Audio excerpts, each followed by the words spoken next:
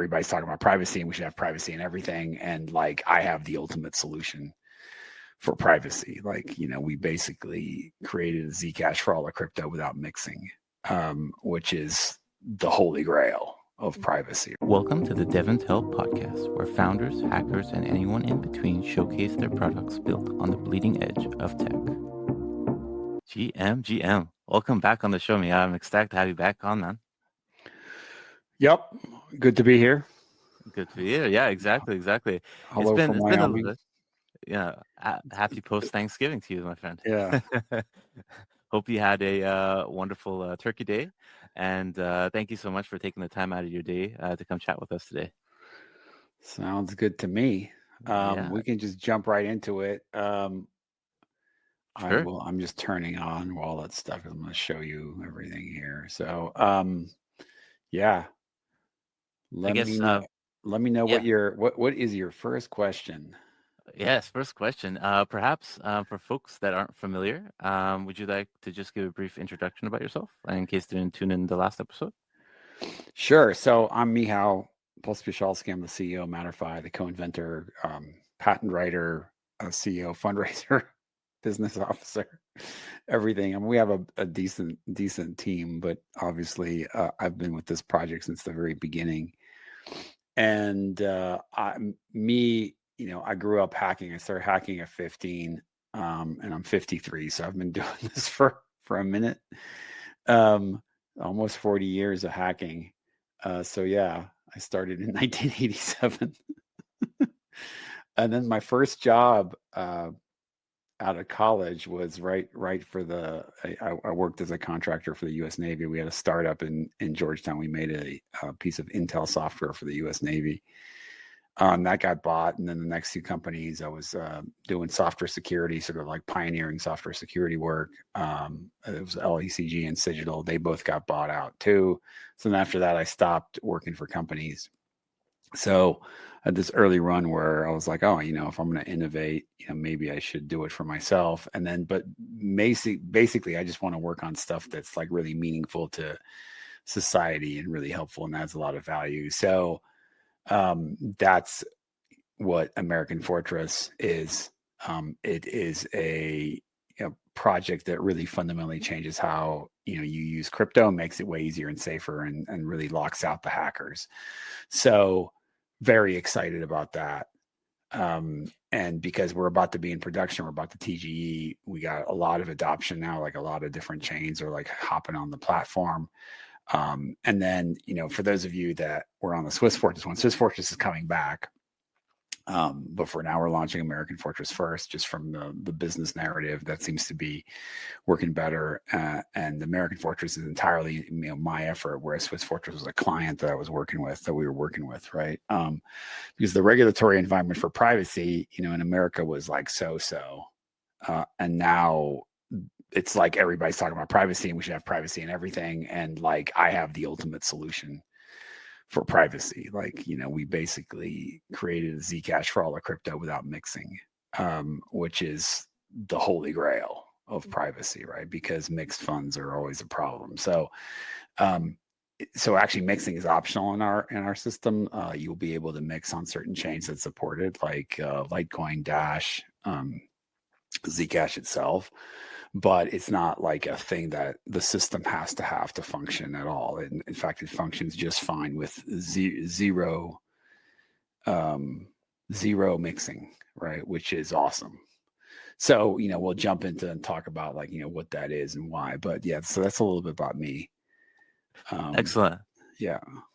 Yeah, and you kind of jumped into the next set of questions I had. So, you mentioned the last time you were on the show, showcasing Swiss Fortress, you hinted actually at AmericanFortress.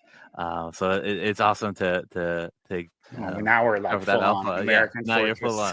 Yeah, that's right. Yeah, excellent. we're full on, branded out. We're starting a merch store in case you like the merch. By the way. There you go. So that's happening. Excellent. And a lot of folks on the show love their merch. But this switch up to the AmericanFortress side of things You mentioned it also just in your introduction, how the regulatory landscape has changed. I guess could you kind of double click on that a little bit just to get a founder's perspective of how much easier it might be to work in the US now if you're a Web3 or a blockchain company, especially for something like you're doing?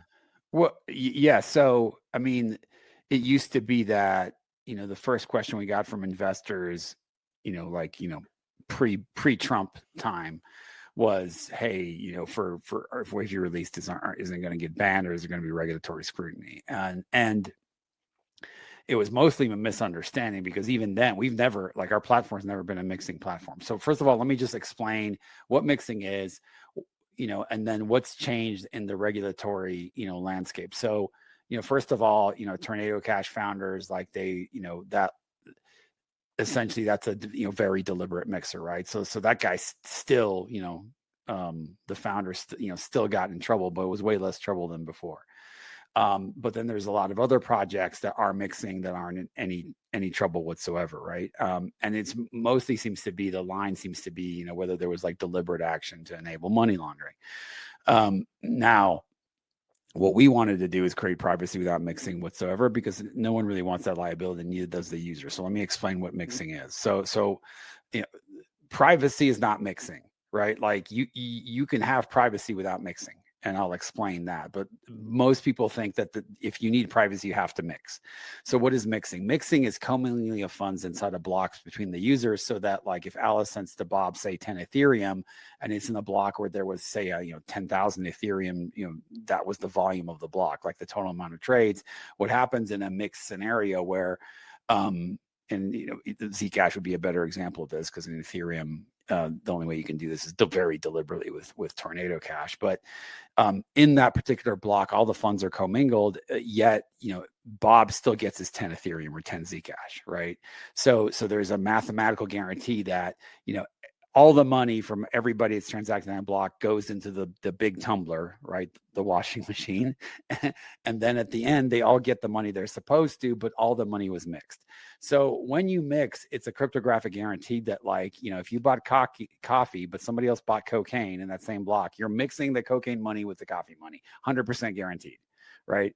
So it's a problem because it's a cryptographic guarantee of money laundering, right? Like literally it's washing, right? So obviously criminal enterprises have been, using this feature. And so the regulators are right in that, yes, it's a problem, and it's a problem in law enforcement, right? Now, what do you need to do to, so then let's talk about the meta, but ultimately, I'm also a privacy advocate, and I'm pro mixing. Like, I want the user to have the option to do it if they really, really want to. There is just consequences that money, later on, you may not be able to deposit into an exchange, etc., right? And you may not be able to use it for certain transactions. Now, but most people just, kind of do it, and they don't realize, like, why they're doing. They just think it's privacy. So what the meta that's shifted is essentially, it's been ruled that software that does this, is not illegal, right? Like, the software is okay. It's the deliberate misuse of it that would be the software is okay. The deliberate misuse is not okay. Is the general line, right? So but the other thing that's happened is Zcash blew up. Like, I don't know what their chart's at today, but it's hold on, let me see. Zcash USD. Oh, it's still up at 500, right? So still like 8x versus what it was like 2 months ago.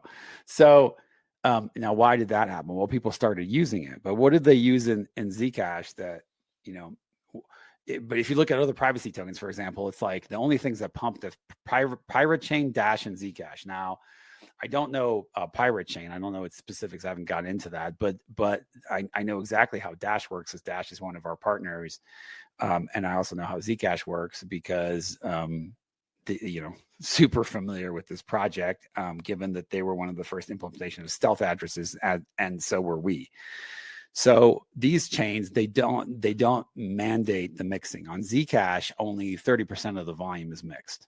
So if you look at like the statistics on chain, only 30% of the funds at Zcash are, locked or in what they call shielded addresses. So shielded addresses in Zcash speak means that they're mixed. So what's happening with the other 70? Like what is that, right? Well, that just uses stealth addresses. Now, what are stealth addresses? Stealth addresses are essentially 80% of what you need for privacy. And let me explain what they are. So you can do a stealth address manually, right? So you can open up your Bitcoin wallet, and I know that Narb is going to send me money, and we're talking on Telegram or whatever, right?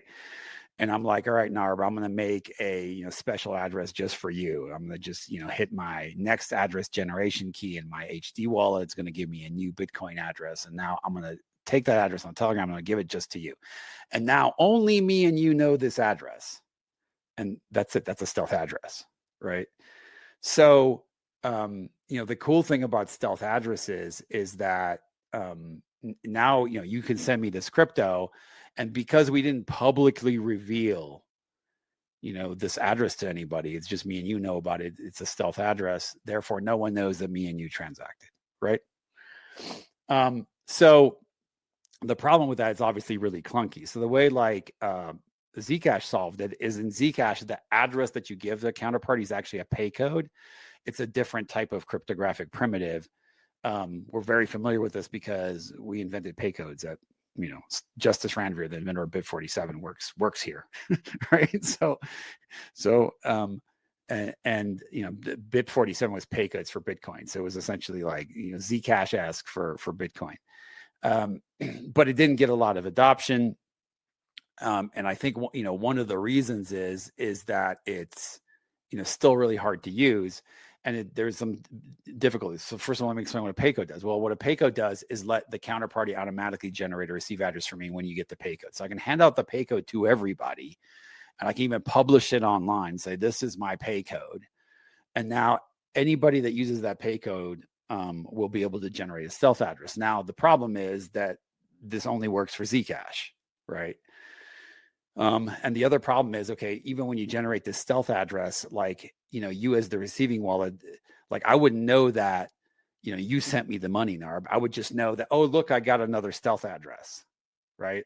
So my wallet's still going to have all these random addresses and random inputs from people, and I'm not going to know like who I got the money from. And if I send it to someone, I'm still not going to know who I sent it to, right? Like, I could track the pay codes again, right? I'd be like, all right.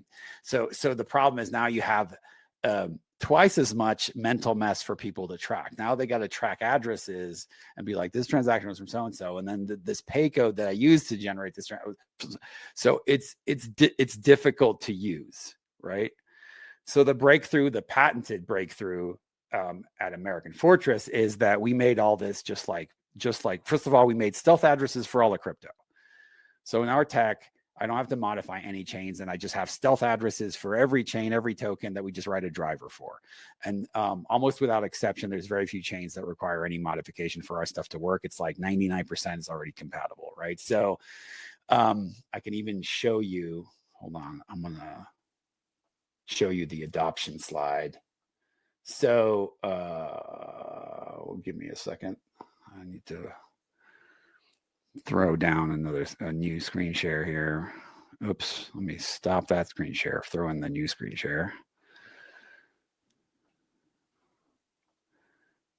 Right, so there you go. Yep. So, and don't worry, guys, I'm going to show you the wallet here in a second, but I'm just explaining the meta, right? So here's all the chains that we're supported now. So we got Solana going live next week. We got Arbitrum also going live next week. We already got Litecoin, Dash, USDT, USDC, Ethereum, Bitcoin, BCH, eCash, Wyoming Frontier Token, hooray, freedom, right? So, and there's a lot of ecosystems that are, helping us launch this thing. So like that's here, maybe we'll get into that later, but let me go back to the meta. So what happened is people suddenly realized that like, in the meta, hey, actually stealth addressing is really cool. And it's available on this one chain called Zcash. And that's it. Dash does not have stealth addressing. Guess who's making stealth addressing for Dash? We are. Right. So well, okay, I'll make a correction. Dash DPNS name service has a two-way protocol for stealth addressing, where you have to like friend someone and then you'll have stealth addresses with them. It's quite clunky. We have a vastly improved version of that, and again, that's just for one chain. So I wouldn't say that like literally this tech doesn't exist anywhere else, but it's in the 1 in 100, 1 in 1,000 cases where it does exist. It's like very clunky and not this sort of nirvana that I'm about to show you. So everybody thinks privacy is awesome, and what they just don't know under the hood is that mostly it's stealth addressing, right? So let me show you, what we did for stealth addressing and how it works in our system, which is send to name feature, and then we'll talk about, the last little privacy frontier and how you can now do this without mixing, because doing without mixing is like having 100% privacy on all chains and tokens without mixing is exactly how it should be. It solves all the problems. And at that point, regulators can't say shit. I mean, it's like right now, if I go to the bank, like I don't want the other people in the line to know my balances, right? So this is exactly what we've created, but we've made it like even easier to use than the bank. So let me just show you the wallet. Unless Narb, you have a question. No, I'm quite keen. I'm quite keen to see the demo. Okay, so here's the wallet. Question wise though, for our crowd that is watching, if you do have questions, please drop them in the comments and we will bring them up. But I brought the screen up. Go for it. All right, so here is a multi-chain wallet with send to name. So obviously, first of all, this wallet, you can just generate a classic address and it'll work with all the classic Web3 stuff. We are making this available as an SDK, so MetaMask will shortly have these features as well. So it'll be a MetaMask snap you can just add to your MetaMask, and all of a sudden, MetaMask will function like AmericanFortress. But I mean, if you look in here, other than a few legacy transactions, everything is a send to name. So my log, so like this is me transacting on the 0G chain. So we'll be releasing this wallet next week. So this is a hot preview that you guys are getting, because this is also awesome for robots. So this received transaction, this is from their faucet, but everything else you see is just send to name. So if I want to send crypto to someone, I'm going to go in here and send like 10 cents to 0G. I just type in at Sasha or whatever the username is.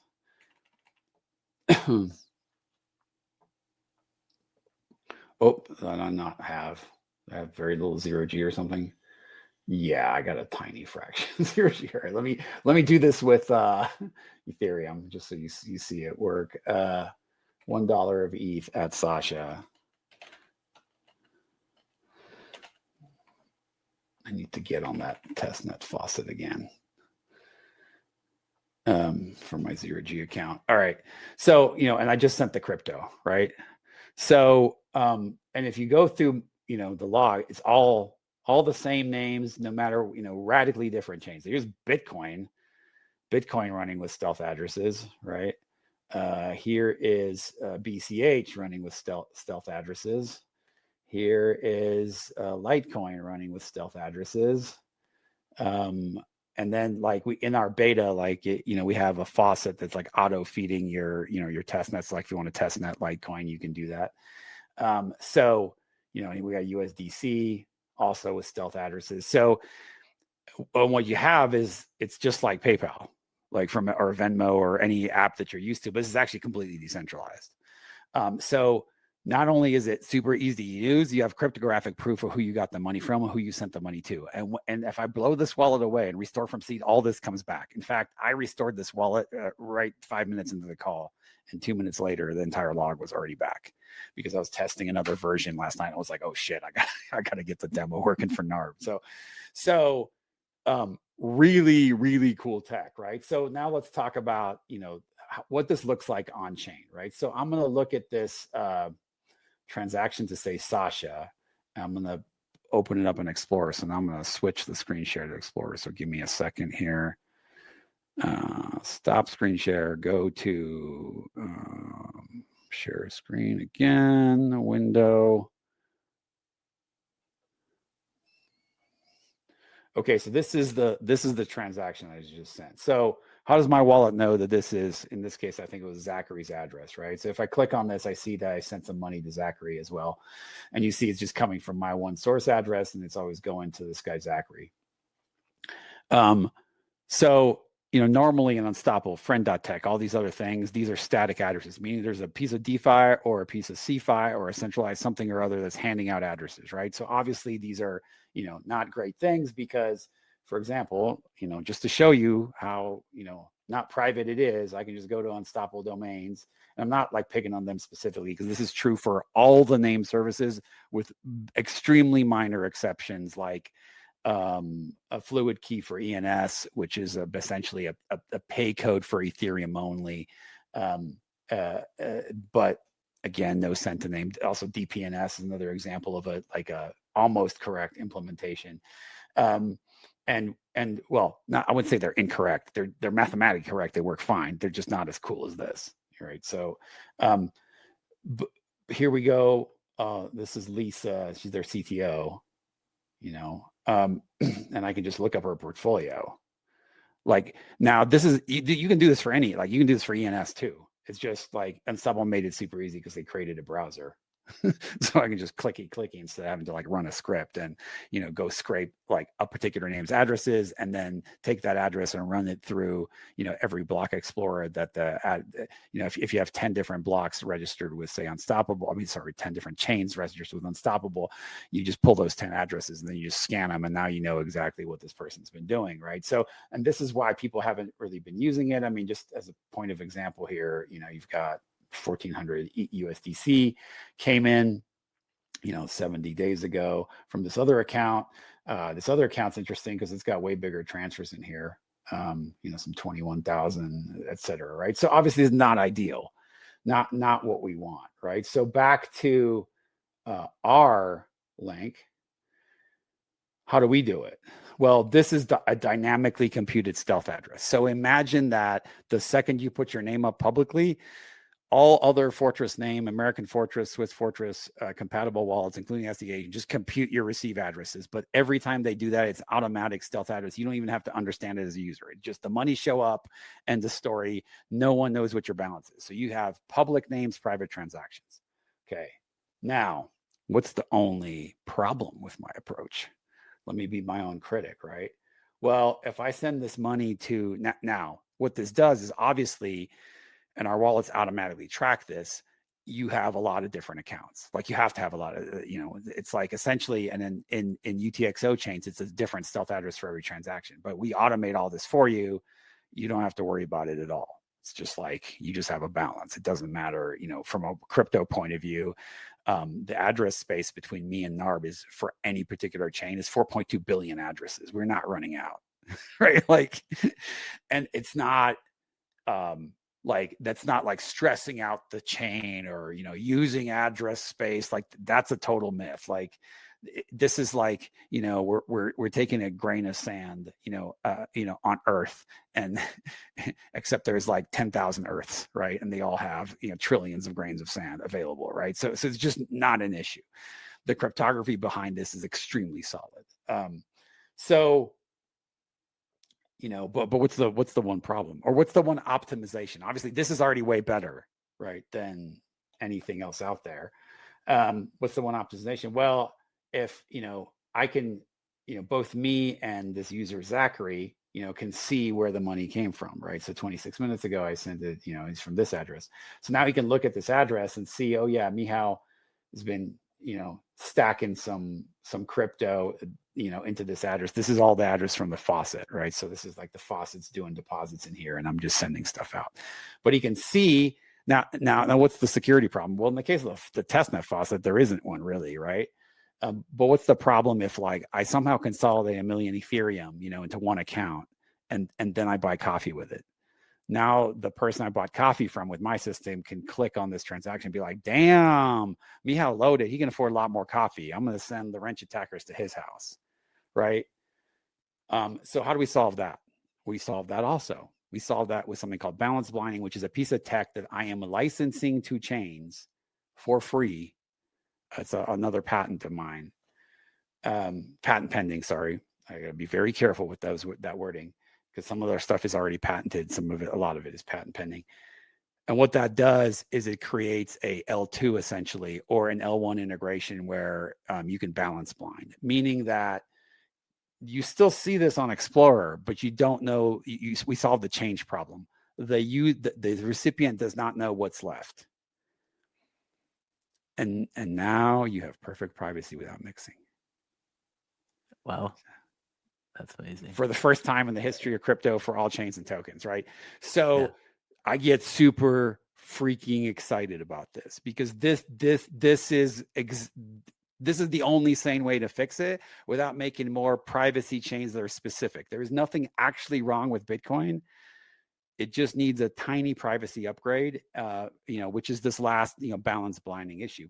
But right now, if you want to go to here, AmericanFortress.io, and you want to start downloading wallets, next week you'll be able to download the wallet I just showed you. Right now, you can download the Litecoin version, which is here, and you can already start playing with it.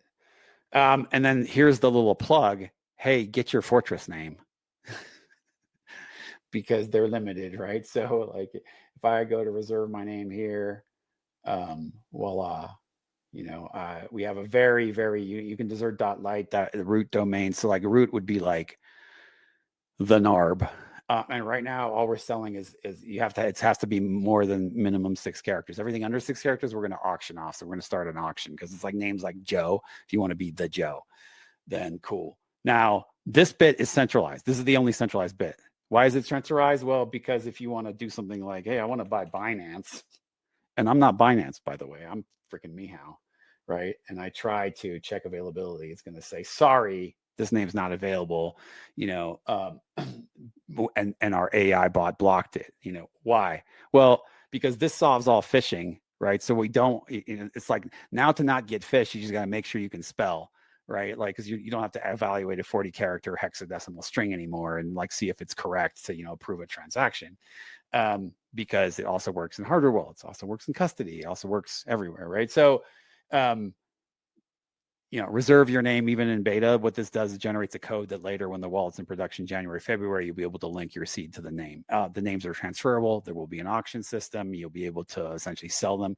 The one thing you cannot do is go by Binance when you're not Binance. And if you are Binance, then there's a link you're going to get to, like a form that says, okay, fill this out, and then we'll real human KYC you to make sure that you are, like, say, Donald Trump, if that's the name that you bought. And that part's centralized, but once you link your name to the seed, your wallet that goes all into the DeFi system, our DeFi system, which will live on 0G and base, for essentially redundancy and duplicacy.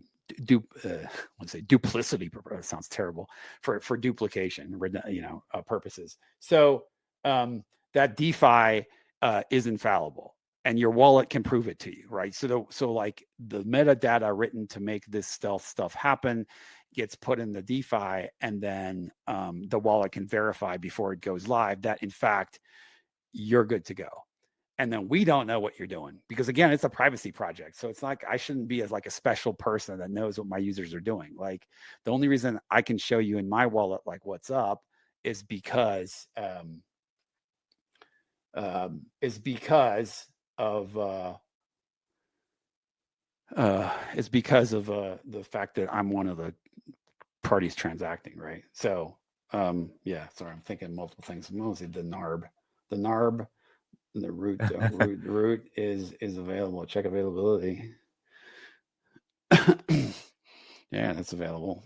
Nice. And I can go back and see. And then when you do reserve these names, is it like a domain name where you reserve for a certain period of time, or? Yeah, so it's 1 year, 3 years, or lifetime. But you can't subdomain it. This is the same. This is also designed to prevent fraud, right? So like we have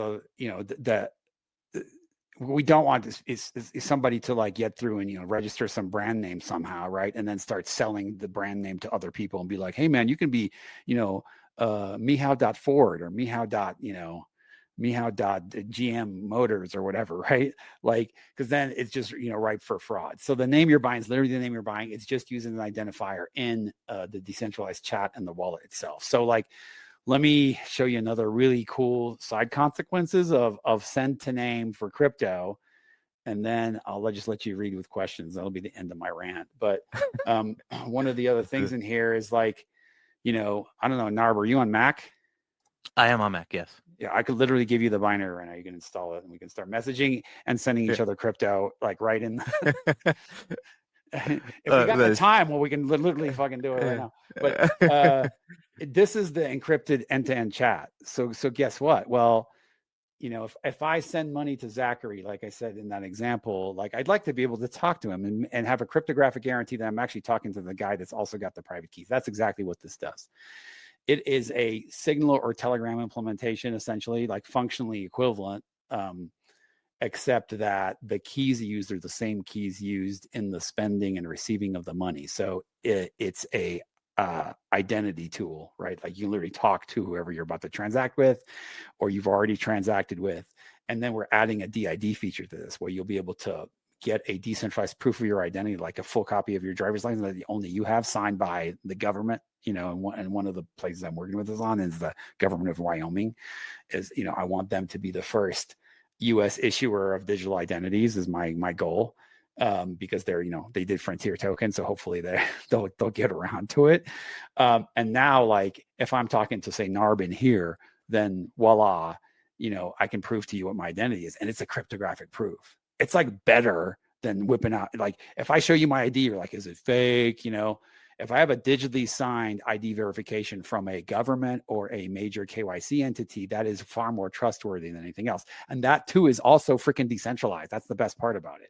Like, you as the user go get the cryptographic proof of your identity, then it lives in your wallet.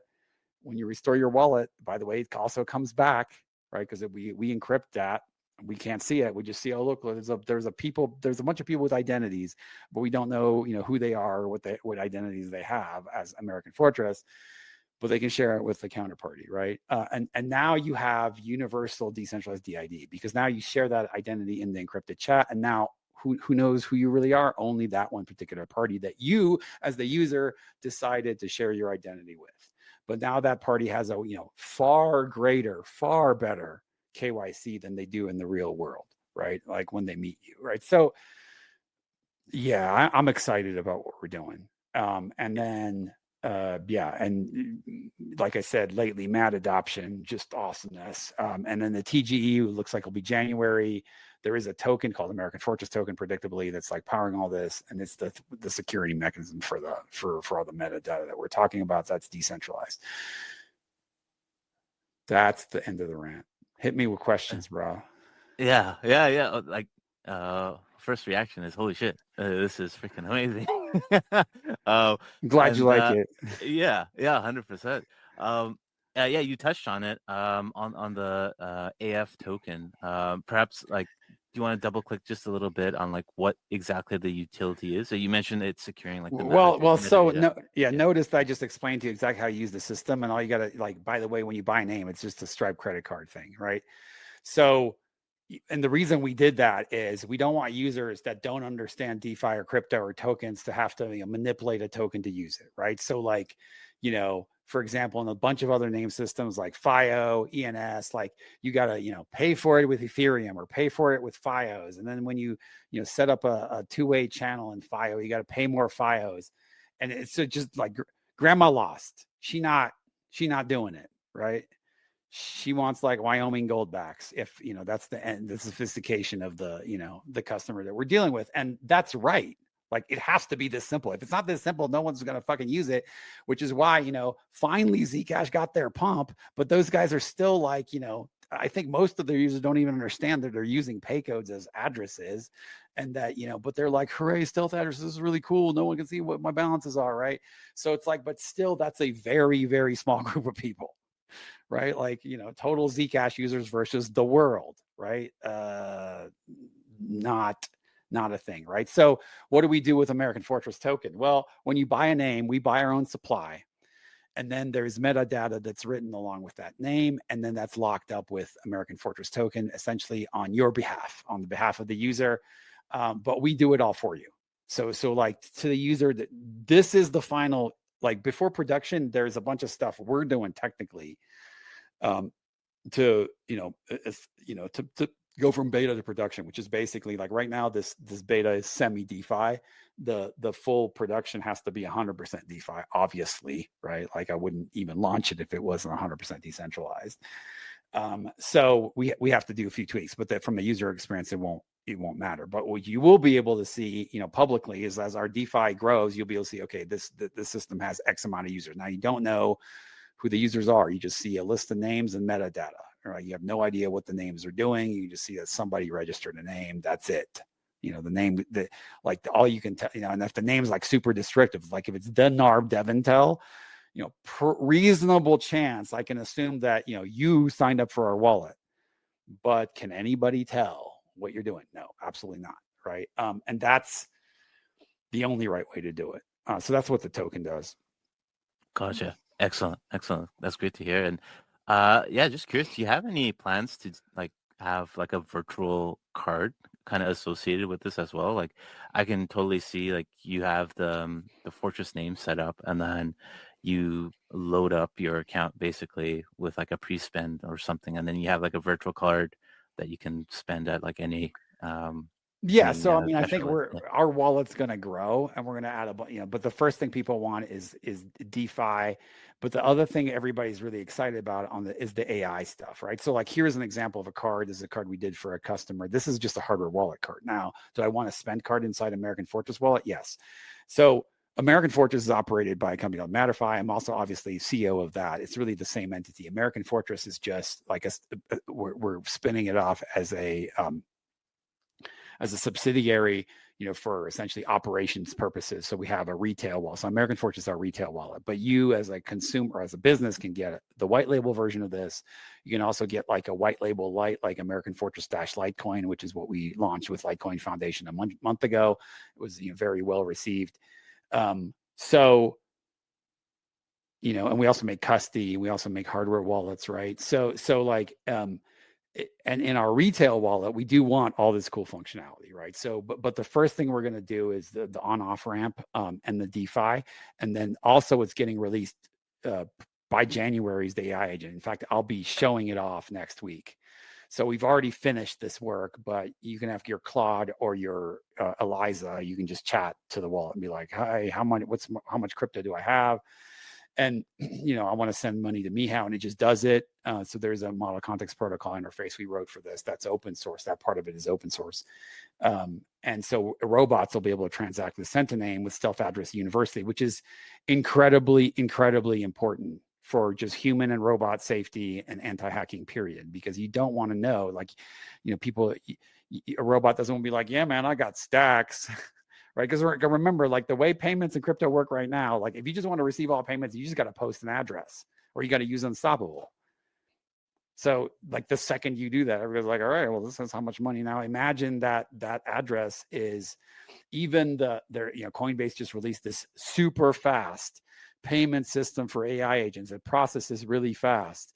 And like in the API, it's like, here's my address. Like the first thing the API does is just hand out the address. It's not a stealth address. It's just the address. So now all the robots interacting with that interface, you can be like, oh, just give me your address. Okay, cool. Oh, I see how much you have. Right. So it's broken. Like what people are doing is broken. And what AI agents are going to do is going to make this problem way worse. Because a robot doesn't give a shit. Like it doesn't get mentally tired when it does 10,000 transactions in a minute. It's just like, if that's profitable, that's what it will do, right?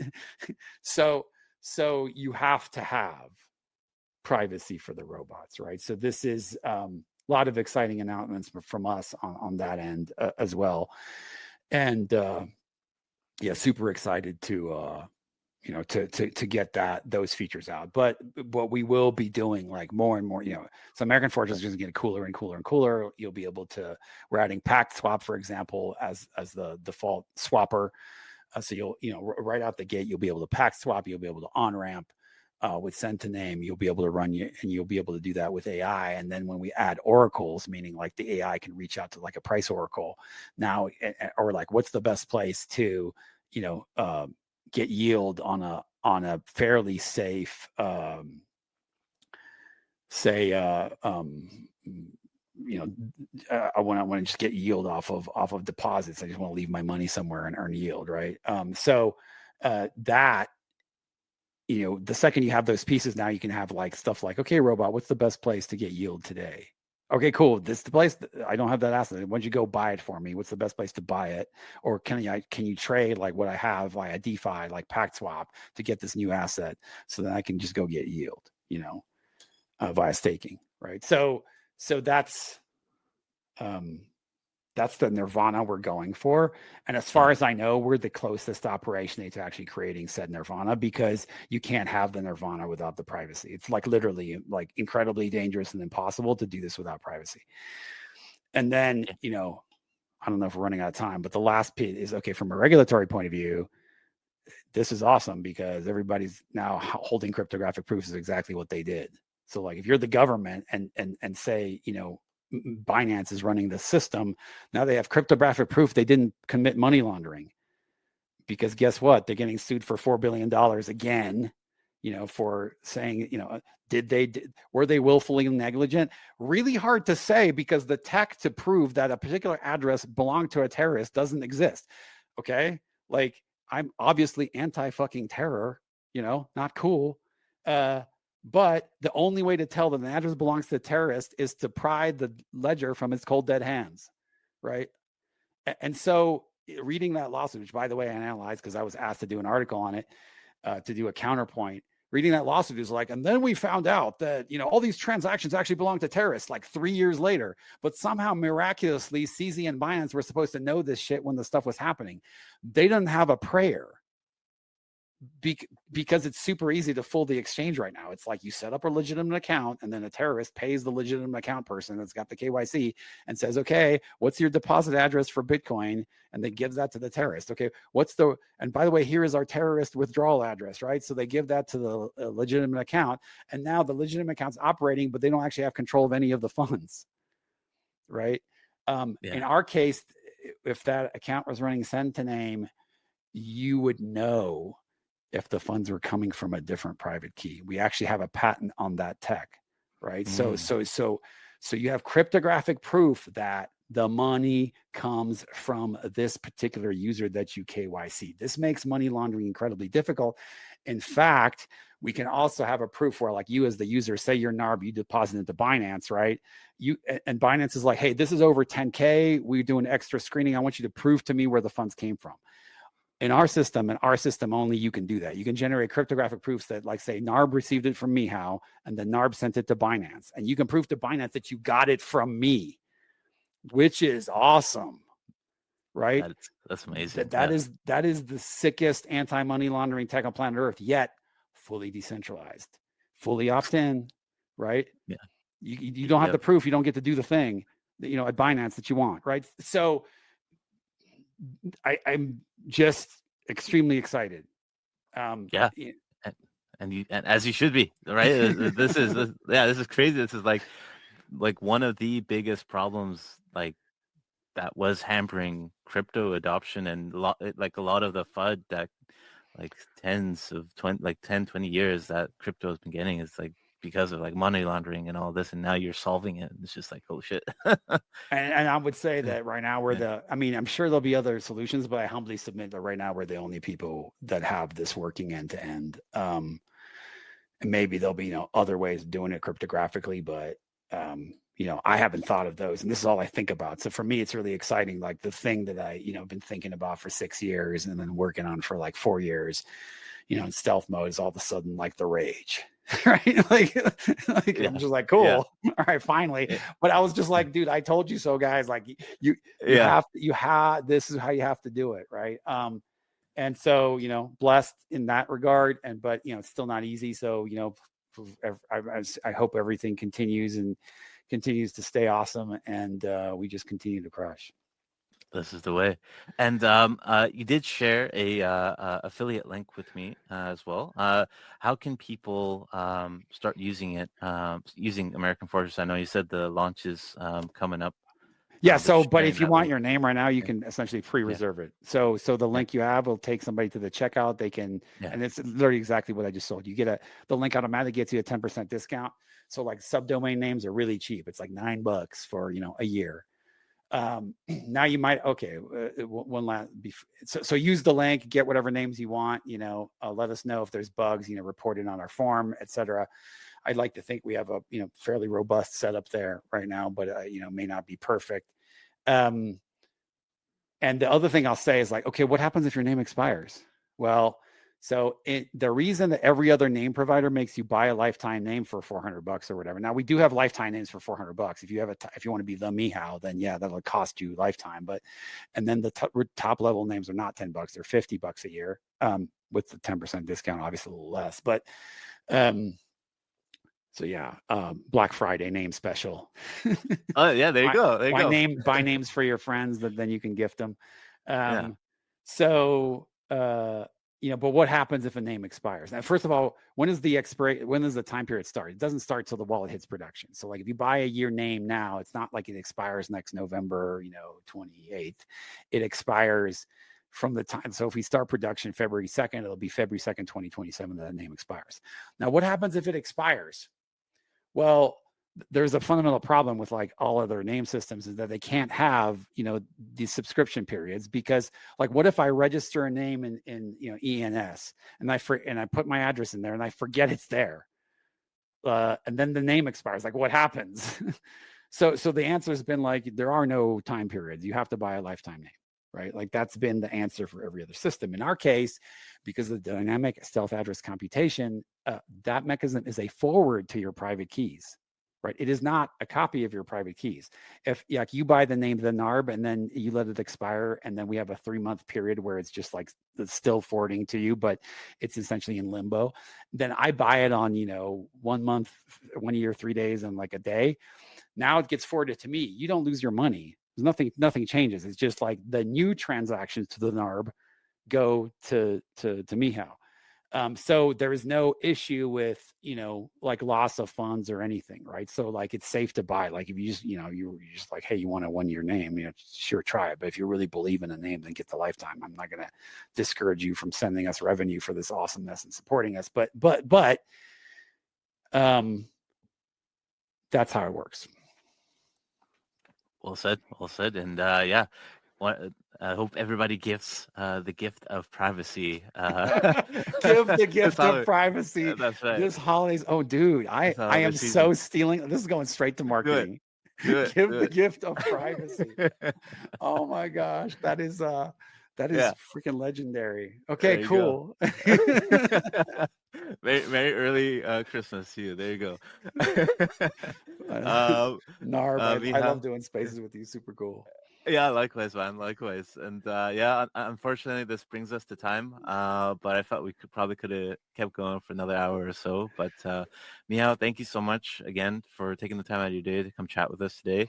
What you're doing with AmericanFortress is super, super cool, especially with the rise in popularity with privacy and security.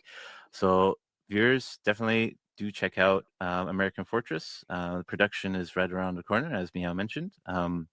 We will drop that affiliate link in the description below, so you can get that sweet discount to reserve your name. But yeah, thank you again, man. Really appreciate it. Peace, NARB. Have a happy holiday and chat soon. Give the gift of privacy. Give the gift of privacy this season. There you go. Cheers, all. Cheers, bye. If you enjoyed this episode of DevNTell, be sure to subscribe to never miss an episode. Till the next one, cheers.